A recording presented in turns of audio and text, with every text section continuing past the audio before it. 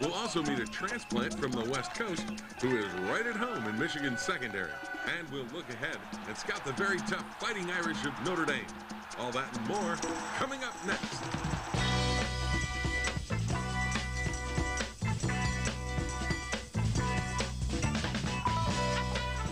Michigan Replay with Lloyd Carr is brought to you in part by Absopure Water, delivering quality bottled water since 1908.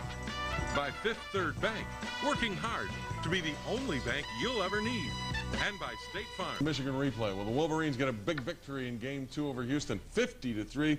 Lloyd, the big question last week after Central Michigan was the defense. I guess they answered that. Well, they did a great job. Our coaches did a great job putting the game plan together, and our players executed and flew around. A lot of great pursuit, a lot of good tackling. And that was the thing I think that was most impressive to all the Michigan people on hand, is that that defense got very aggressive in a week that last week they looked on their heels a little bit. This week, boy, they were making plays. Well, yeah, we seemed to really get great flow to the ball, and of course caused a big turnover early in the game, which I think was one of the biggest plays in the game. And the thing is, Houston does not run a standard set offense that you get. I mean, that plan with that offense and doing what you did to Houston, I thought was outstanding. Well, Jim, they're not easy. I have never seen an offense quite like they've put together there. Now, we did a great job, so we made it look easy, but they caused a lot of problems, and I give a lot of credit, as I said, to our players and coaches. Well, you talked about a big turnover early that turned the whole first quarter around, and it came with your defense making a play and stripping the ball. Well, Marlon Jackson and Ernest Shazor make a good effort here. The ball pops loose, and looks like Roy Manning or Lawrence Reed came up with it, but that gave us great field position after we were struggling a little bit offensively, Jim. And then you start to hit the running plays. Well, it's Kevin Dudley with a big block, and he had a lot of big blocks all day long, and our line did a great job opening up big holes. Andy Menery were running off right tackle there behind Pate and Lentz, and so we get a 7-0 lead. 7-0 lead, and the defense, and you want to talk about flying around. This is the kind of thing they did. Here's a complete pass that goes for -2. Well, you know, the thing that we were hoping to do, which we ended up, I think, with 5 or 6 sacks in this game, but we had great pressure, and our front four, I thought, did a wonderful job. Here's one of those situations where Pierre Woods chases Cobb out of bounds. That's considered a sack. Well, Jim, Pierre Woods, I can't believe he played in this game based on what happened to him in practice. But here, again, I don't know. I don't know if they had a missed assignment. We had 2 guys come free, and we end up with a safety with Elaine Kashima and Larry Stevens there. We might mention the injury to Pierre Woods. He actually had his fingernail pulled off. Oh, it was... and he still played. Yeah, I mean, he insisted on playing. Here we run the fake reverse with Reston here coming around at the bottom, and Jeremy LeSueur kept the football. You got to be careful. You faked our camera out. You can't do that. You know, you'll have to talk to Jim Bacher about that. But Jim made a good call there, and here we got great field position again. We hit the screen here. Dave Pearson getting a good block and first down, but we stall and have to settle here for a field goal. And you get a field goal from your freshman kicker, Garrett Rivas, his first of his career. Well, you know, that's got to be exciting, and he did a good job. Garrett did a good job in there. That gets you up 12-0 at that point, and your defense continues it, and especially the front 7. They just dominated. Well, you see there, they had a screen there set up, and our guys diagnosed it well up front, and the quarterback didn't know what to do with the ball. We got another sack. Nice to see you get your tight end involved. Well, this is Tim Massaquoi, great concentration. He's a big target and shows his athleticism, jumps up, makes a real fine catch there. And again, we got great field position. We don't do anything with it, and we kick another field goal. So, you know, we'd rather have 2 touchdowns, but it's good to see Garrett make those kicks. You're up 15-0 at this point. Defense, again, almost gets a turnover here. Lane Cashman helps make this play. Elaine came hard off the edge. I think stripped the football. Good hustle by Larry Stevens. And, Jim, this entire day, we didn't have any substitution problems. Our guys did a great job getting on and off the field. Everything they did well today. And here David Underwood gets a good gain of 7 yards.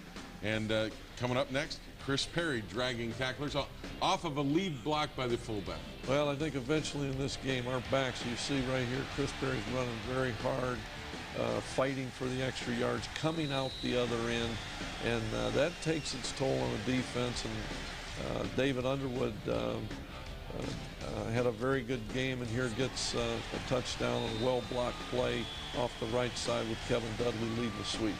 So at halftime, it's 22-0, and despite a sputtery really beginning where the offense kind of struggled, the defense held you in there until the offense started to really kick in. You had to feel good about that. Well, they kept getting us the ball back, and even though we didn't do a lot with it, Jim, we had 125 yards rushing at the half. We had not.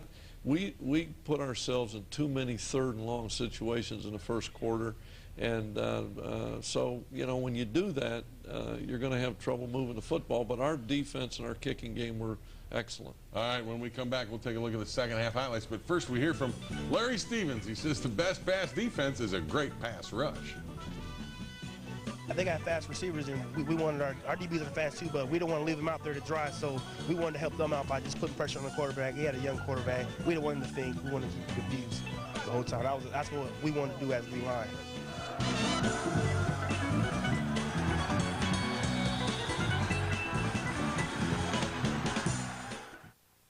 A locker room report.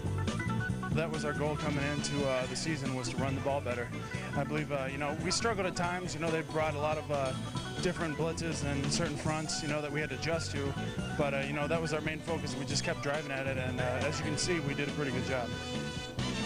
I'd say the Michigan Wolverines did a pretty good job running the football. Chris Perry's averaging better than 200 yards a game for 2 games, over 180 on Saturday. And you come into the second half, and similar to Central Michigan, Houston's able to drive the ball and get some points on the board. Then you come right back. Well, it's exactly what happened. You don't like to have that happen, but our defense did stiffen. This Cobb, the kid here, on a third down, makes a good completion, and they've got good field position. Our defense does stiffen here, and they hit a 4th down play here on Leon Hall, our young freshman corner, who's getting a lot of work in there. And then this Bell kid's got a great leg, Jim. I mean, a great leg. Well, he kicked every kickoff out of the end zone. Well, he was 12 for 14 a year ago for field goals, kicked everything, on the kickoff. So they get on the board. And what I really liked is we answer here with an 80-yard scoring drive, running the ball off left tackle. And we begin here, I think, to wear Houston down. And I feel like Terry Malone mixed it up a little bit, a little pass here, but mostly on the ground, just a pass to keep him honest. Yeah, I think Terry felt like we could control the line of scrimmage, and there's another good block by Kevin Dudley. Here again, Chris Perry, hit by 2 safeties, comes out the other end for an extra couple of yards. He's doing a great job running with leverage. Here's the sweep again, and so we'd culminate and answer their score with an 80-yard score. Amazing, at 29-3, amazing when you're able to pull your center, actually get him out there. Dave Pearson, that shows how athletic that is. Well, that is one thing our offensive line does have good mobility. There again, the quick screen, Jim. Our defense had a lot of people to the ball in proper position, making good tackling. And here again, Chris, running hard, runs through 1 tackle, gets extra yards. And you're really putting them away now. Well, I think our offensive line really did a great job. And I thought David Underwood here had a couple of runs in the third quarter, Jim, where he really started to show what he's capable of. Well, his first career game over 100 yards. Then you go to the air to Braylon Evans on a slant cut. Well, excellent concentration there. And that's the kind of catch that big guy Braylon is going to be very difficult to cover one-on-one. And when he gets inside, he's got to make those catches. 36-3 at this point. Here again, swarming defense. A completed pass loses yardage. Well, Darnell Hood, a young redshirt freshman there, and Jeremy Lesueur again showing good quickness. Here again is Underwood. It's a good cut by David, breaks into the clear, You know, he had 100 yards rushing. I think he's ready to go in terms of carrying a bigger load on this team. And great to see Tim Bracken get the ball. Yes, it was. Tim has had a very, very difficult time with that injury 2 years ago, and he keeps battling back, and hoping that he can continue to do that. And Pierre Rembert, young sophomore from Cudahy, Wisconsin. Same place as Navarre. Same high school as John Navarre, and didn't have a particularly good spring, but he's come back, had a great fall, and really helping us on special teams. And of course the defense, this is Alex O'Feely getting a sack. It's 43-3 at this point. Defense continues to play. And then the offense, everybody gets in on the act late.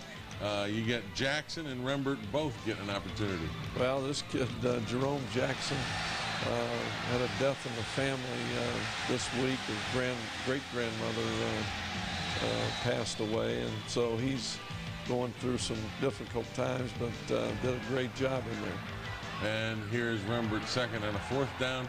Again, that sweep, he gets in, and that's the final 50-3. Well, Jim, we got a lot of young linemen in there. Tyler Eckert got a lot of good snaps. Leo Hennigy, and it's great to have those young kids. Mark Beal. When you come off a game like that, where really all the phases of the game are getting better, and I asked you this question after the game, do you think you got that most improvement from game 1 to game 2? Well, what I really, yeah, I think we did a lot of things much better than we did a week ago, and I think particularly due to the fact that we had 5 or 6 guys that didn't play because of various freak injuries we had in practice. A lot of distractions this week. There certainly was, and Carl Diggs had a tragic in his family, and of course Bo had a tragedy in his family, and so you know, we were able to maintain some concentration there, and but we were missing a lot of people. Larry Harrison couldn't play because of the ankle injury. We were expecting him back on Tuesday. But there were a lot of things that went on there. Jason Avant missed the game. Right. The one thing about the game people are going to ask about, the passing game, and that wasn't clicking where it maybe should have clicked. Well, am I being too critical here? No, Jim, you know, yes, that's your job. No, yes, well, I am. You're getting mad at me, no, aren't I'm you? not at all. Okay. But I'm a little bit disappointed. I think the truth is that you know, there was some balls that were thrown a little bit behind a receiver. There was a couple of protection problems. But I think most importantly, what happened, we got into too many 3rd and long situations, and our offense, we need to stay out of those. I think any offense. Yeah, it's easier to throw 3rd and 3 than it is 3rd and 8. Absolutely. All right, when we come back, we will take a look at Michigan's new defensive backfield coach. But first, we hear from Pierre Woods, who says it's all about the guys up front. The D-line did a job. I mean, they gave the corner and all the secondary time to do whatever they had to do, make their checks. The D-line just ruled their offensive line, just, you know, and it was just fun. It was just fun all around.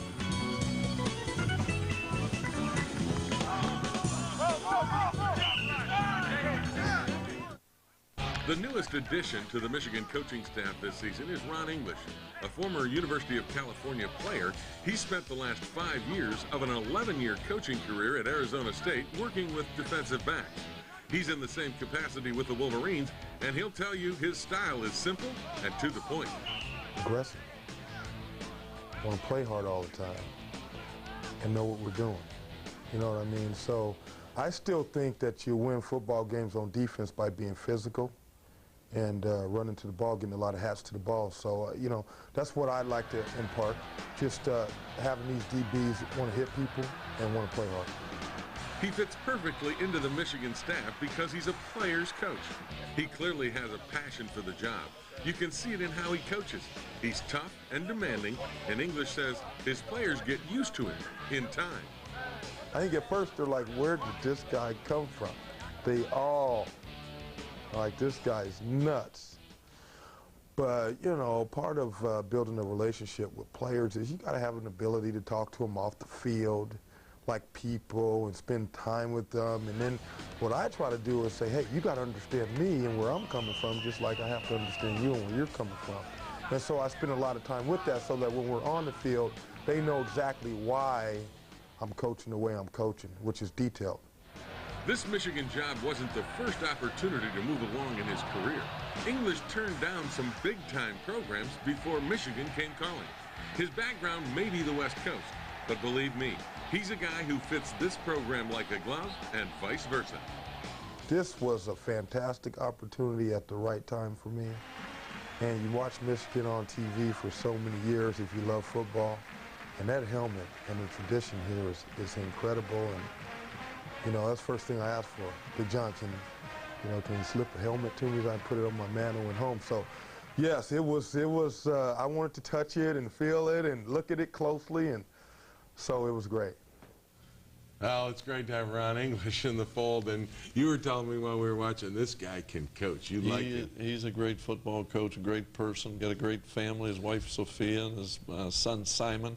They fit in extremely well. And he's from California area where he's able to recruit, and he's got a great reputation out in that area. Jim, Cal Berkeley, played at Cal, and yeah, he's grew up on the West Coast, and but he's got the total package, great personality. He's got a great future in this game. That's Ron English, and they're glad to have him at the University of Michigan coaching their defensive backs. When we come back, we'll take a look at a team that is not too far away. They're going to be in here next week, Notre Dame. But first, we hear from John Navarre, says Michigan and the Irish is always special. This will be my third game, and they're coming to our place. And my last time playing them, and it's just going to be a special game, and we're going to have to prepare hard because they're going to come here ready to go.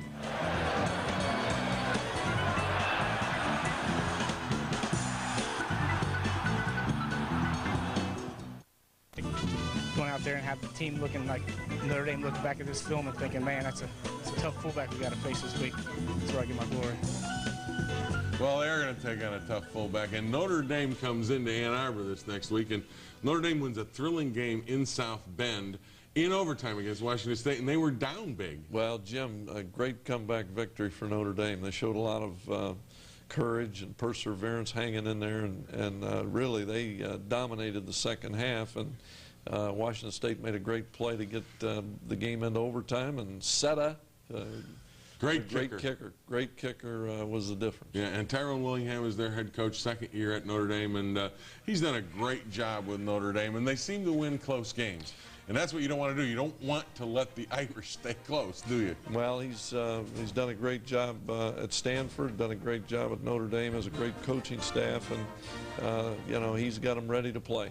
And quarterback Carlisle Halday's a guy that, you know, it's one of those things where he doesn't throw it, but boy, he can hurt you with his feet ad-libbing. Well, Jim, he beat us a year ago with big plays in the passing game, and so he can beat you with his legs. But this guy is an excellent thrower, and of course Ryan Grant comes back after 1,000 yards rushing a year ago. Julius Jones is back, who's an outstanding tailback, and their receivers, Omar Jenkins, averaged 17 yards a catch a year ago. That's major. But if there is a strength to Notre Dame, it is their defense. There's no question this is an outstanding defense, and particularly their front seven, as well as an outstanding secondary. But up front, they're big, they're strong, they're active, and Courtney Watson is a preseason All-American, a great football player. And one of the best corners in the country in Vontez Duff. Well, Duff has made a lot of big plays in a short time, and that entire secondary is, they hit hard, they're aggressive, they're well coached. It's a total package on defense. And they come into Ann Arbor next weekend with a win under their belt, even though it was tight. They are a good football team. I mean, no matter what anybody says, and you're probably going to get favored a little bit because you've had 2 blowout wins. But this is a real football team. Well, Jim, the game's played on the field, so all that stuff doesn't mean anything. But I think we all understand Notre Dame has great talent. They have a great tradition. This is a game between the 2 winningest programs in college football history. So I don't think it gets any better. All you need is John Facenda's voice, and we could put you on a tape, and we could sell it. Well, you know, you've been part of this game. Oh, I know. There's nothing like a big game. And that's what you said to the kids after the game on Saturday. This is why you come to Michigan, to play in games like this. Absolutely. And, you know, there's nothing like the 7 days prior to that game. You're thinking about it every minute. And, You know, as a coach, Jim, it's the most fun type of game to play in, because you don't have to worry about the players being motivated in meetings and practice. So the week goes very, very quickly. From a standpoint of X's and O's, as you head into this week, what's your concern against the Irish? Well, I think it's going to be a challenge for us because of their front. We're certainly not going to rush the football like we have in these first two games. But what we've got to do is win the turnover battle. I mean, that's always big in games that we played against Notre Dame. You look back through the years, and the kicking game. I was going to say, with Seta, you don't want to give him too many opportunities. Absolutely. And our defense should gain some confidence, but we're going to be challenged by great backs and a quarterback that's extremely mobile. And that's what your defense is going to have to fly around again, but it's also going to be under control so that you don't let Holiday out of there. Well, he's a dangerous guy. He's going to make some plays, and our challenge defensively is don't give big plays up. Don't let them score easy touchdowns. And I'm sure that's the same philosophy they have. So it's going to be, this isn't going to be a no-huddle game. It's going to be back to, running the football, playing great defense, and somebody make some plays. All right, we'll be back next week, talk Michigan Notre Dame. Join us then. Michigan Replay has been brought to you. In the tailback, Dudley indicating he's going to